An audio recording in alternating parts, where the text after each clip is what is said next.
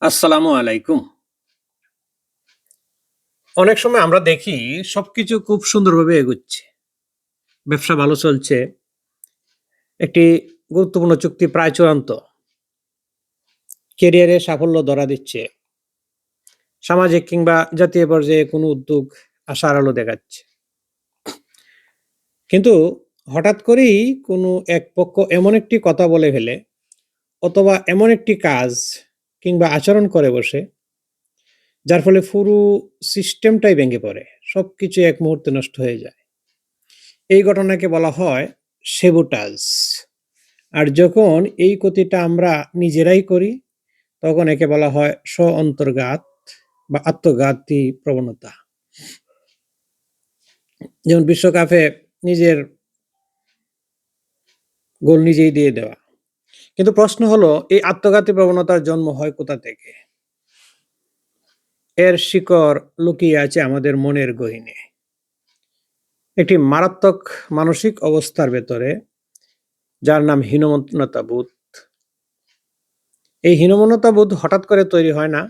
এর পেছনে বড় ভূমিকা রাখে আমাদের পিতামাতা, অভিভাবক, শিক্ষক, আত্মীয়স্বজন, বন্ধু-বান্ধব, প্রতিবেশী এবং সমাজের চারপাশের মানুষজন।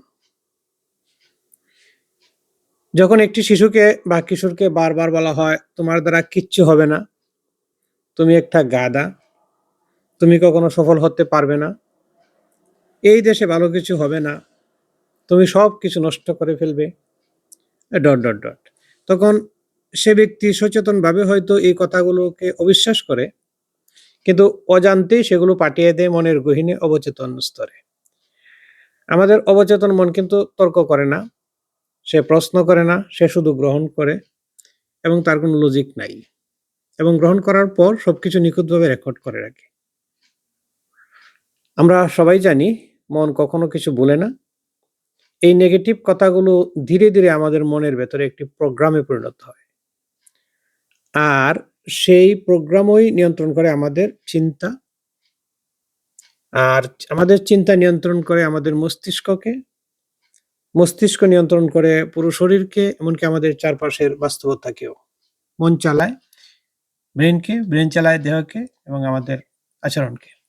এ কারণেই দেখা যায়, বিশেষ করে যারা হতদরিদ্র, অতি নিম্ন সামাজিক শ্রেণী থেকে উঠে আসে, তাদের মধ্যেই আত্মঘাতী প্রবণতা বেশি দেখা যায়।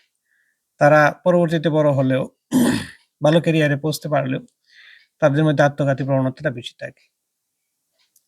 পরীক্ষার হলে গিয়ে তারা হঠাৎ পড়া ভুলে যায়। যে প্রশ্নগুলো শতভাগ জানা ছিল, মুখস্থ ছিল, সেগুলোই আর মনে পড়ে না। পরীক্ষার হল থেকে বের হওয়ার পর সব মনে পড়ে যায়। এগুলি হচ্ছে আত্মঘাতী প্রবণতার সিম্পটম। কিন্তু তখন আর কিছু করার থাকে না।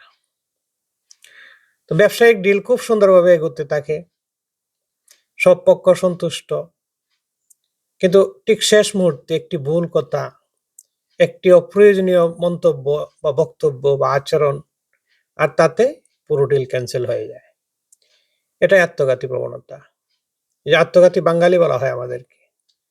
আমাদের মধ্যে এই আত্মঘাতী প্রবণতা বেশি। আর এই আত্মঘাতী প্রবণতা থেকে বাঁচতে হলে আমাদের হতে হবে সতর্ক ও সচেতন।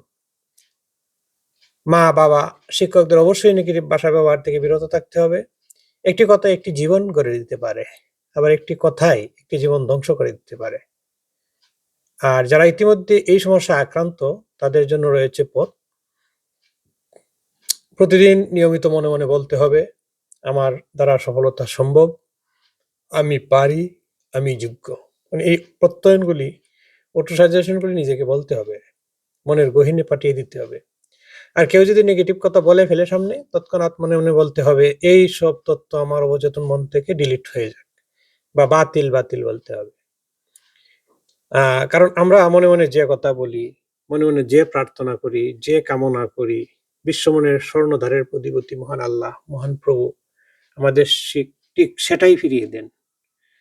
সুতরাং নিজেকে ধ্বংস নয়, নিজেকে গড়ার প্রোগ্রাম শিখি আজই। সবাইকে ধন্যবাদ এতক্ষণ আমার কথা মনোযোগ দিয়ে শোনার জন্য।